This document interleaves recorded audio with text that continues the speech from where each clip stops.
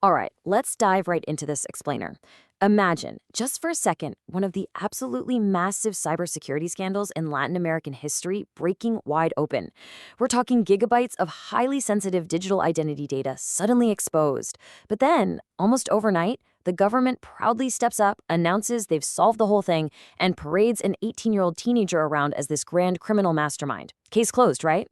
Well, today we're going to take a hard look at the PampaLeak scandal and break down what is truly a fascinating clash of narratives. Because when you actually cross-reference the official government story with the real raw communications coming straight out of the hacker underground, you start to realize that this overnight victory, yeah, it might actually be a complete illusion. To really understand how this all kicked off, we have to rewind to what was happening before the general public even had a clue there was a problem. Literally days before this massive breach made headlines, cybersecurity expert Alberto Daniel Hill launched a very clear, very specific warning based on his deep monitoring of the digital landscape. He said, and I quote, "They are stealing everything from us. A very strong cyber event is coming." He didn't just predict a severe digital strike, he essentially anticipated that institutions operating on pure instinct would try to cover up the sheer magnitude of the failure. Keep this warning in the back of your mind, because it's the absolutely crucial starting point that kind of forces us to question everything that went down next.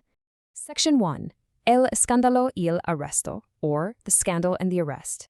So, boom, the bomb drops, the massive data leak hits Uruguay, and the media frenzy officially begins. But the panic is met with a surprisingly swift resolution. Official press reports, like the ones in the newspaper El Observador, neatly packaged the whole event. They reported that a young man, literally just 18 years old, operating under aliases like Vladi or Uruguayo 1337, was captured. The authorities painted this vivid picture of a brilliant, highly dangerous cybercriminal who had infiltrated critical state infrastructure. And how did they catch this supposed boy genius? Well, the official line was that it was all thanks to intelligence gathered from a rival cyber gang. It was presented as this perfect closed narrative. The state swooped in, caught the bad guy, and neutralized the threat. Easy, right? Moving on to Section 2. La versión oficial. The official version. Let's break down exactly what the state claims this teenager accomplished to warrant such a massive, heavy-handed response. The government claims this 18-year-old orchestrated deep, incredibly sophisticated hacks into major institutions like the Civil Aviation Authority, DINACIA, the Ministry of Social Development, or MIDIS, and the transport company Buquebus. On top of that, they claim they were tipped off by a rival hacker gang seeking revenge, a group known as ex-presidents. But when you actually listen to the independent cybersecurity community and the hackers operating down in the dark web, a completely different reality starts to emerge. Experts note that in the underground, reputation is literally everything. And this supposedly dangerous rival gang, ex-presidents, well, independent investigators are saying they don't even exist. No history, no verifiable operations, nothing. The underground is claiming this gang is a literal smokescreen, a media invention designed to justify the arrest of an inexperienced teen without having to cough up any real forensic evidence. Which brings us to Section 3, defacement or hackeo profundo, defacement or deep hack. To really grasp why the underground is calling foul here, we need to understand the technical reality of what actually went down on sites like Book of Us. What happened to these websites was a defacement. Think of a defacement like digital graffiti. If a deep server hack is like a highly sophisticated, multi-million-dollar bank heist where criminals drill straight into the vault to steal private client data, a defacement is basically just someone spray painting the front door of the bank. It's unauthorized, for sure, but it is fundamentally different from a sophisticated breach of secure internal databases. And the hackers themselves, specifically one operating under the name gob.eth, actually stepped forward to explain exactly how they pulled this off. Spoiler alert, it wasn't some complex algorithmic breach. Step 1. They used a publicly available search engine called IntelX to find passwords that had already been leaked on the internet. Step 2.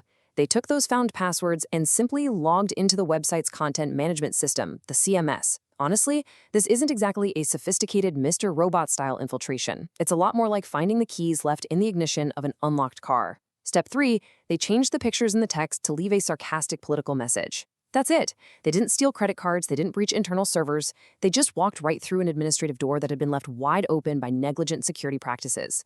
Section 4. La realidad del submundo. The underground reality. The people actually involved in these events have definitely not stayed silent, and their testimonies directly contradict the state's neat little narrative. One operator literally confesses in a leaked internal communication, "Justice put him in jail for things I did." Wow. The underground chats revealed this chaotic environment full of accidental leaks and incredibly uncomfortable truths. The data shows that Vladi was not some untouchable mastermind. He was simply the weakest, loudest link in the chain, a kid who made silly mistakes, like being heavily doxxed and publicly known. And guys, there is a severe human cost to this narrative. 6. That is the number of months of preventative prison handed down to this 18-year-old. Preventative prison, meaning before a trial, before a formal sentence, for a teenager with absolutely no prior criminal record, for what essentially amounts to digital vandalism and using a Telegram bot with data that was already public. So let's lay out the specific claims coming straight from the hacker underground, exactly as detailed by Gabith.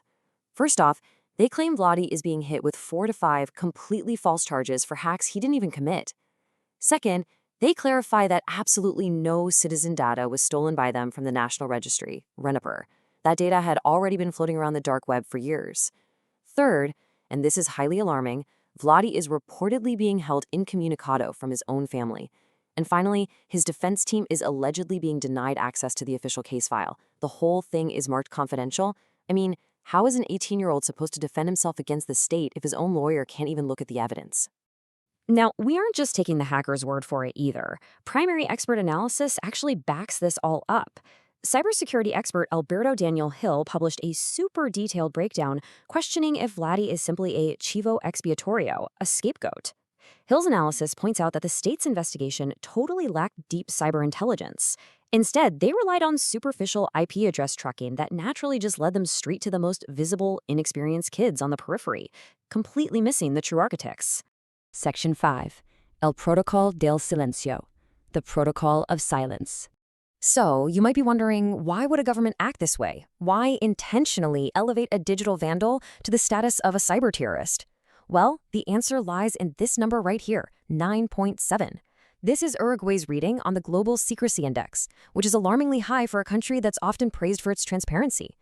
This metric illustrates a state culture that deeply, fundamentally prioritizes protecting institutional reputation and avoiding public panic over actual, honest transparency. When institutions face a monumental reputation crisis, their instinct is to hide the truth. Experts actually call this cycle the protocol of silence, and it works a little something like this. First, a massive, totally embarrassing security breach occurs, usually because of millions of dollars of underfunded or just ignored infrastructure. Second, the institutions immediately minimize the technical failure, claiming it was just a minor glitch. Third, to project strength, authorities quickly capture a loud, weak link, like, say, an 18-year-old who forgot to hide his tracks. Fourth, a massive media circus is spun up to distract the public, giving everyone a false sense of security. And finally, the really tragic result. The deep, real infrastructural flaws remain completely hidden and completely unfixed, leaving the back door wide open for the exact same thing to happen again. Because while the media celebrates a closed case and pats everyone on the back, here is the grim reality on the ground. The true architects behind the PampaLeaks operations, they are still free, likely operating safely from abroad. And the damage is already done. 8 gigabytes of highly sensitive digital identity data, we're talking IDs, emails, the whole shebang, are actively exposed on the network. The attackers have even mutated their business model, and they're now actively selling cyber intelligence as a service. Putting an inexperienced teenager in preventative prison literally didn't solve the core vulnerability at all. And finally, Section 6. ¿Quién protege nuestra identidad? Who protects our identity? In this massive clash between the government's desperate need for good PR and the messy, complicated reality of the cyber underground, the ultimate victim is just the average citizen. Us. We really have to remember a golden rule of cyber forensics. An IP address does not equal a physical person. Finding a bounced, shared IP address pointing to some local server is entirely insufficient evidence to prove that a specific person is the mastermind of a highly sophisticated data heist. True cybercriminals bounce their signals across the entire globe. Catching the kid at the end of a superficial digital footprint is absolutely not the same thing as securing a nation's digital infrastructure. So I want to leave you with this final, provocative thought. If the authorities are structurally incentivized to focus on smokescreens, inventing rival gangs, and catching the weakest links just to save face in the media, who is actually doing the hard, invisible work of protecting our digital identity? Questioning the official narrative isn't just about defending an 18-year-old. It's really the only path we have to demanding real digital sovereignty. Thank you so much for joining me on this explainer, and keep your eyes open out there.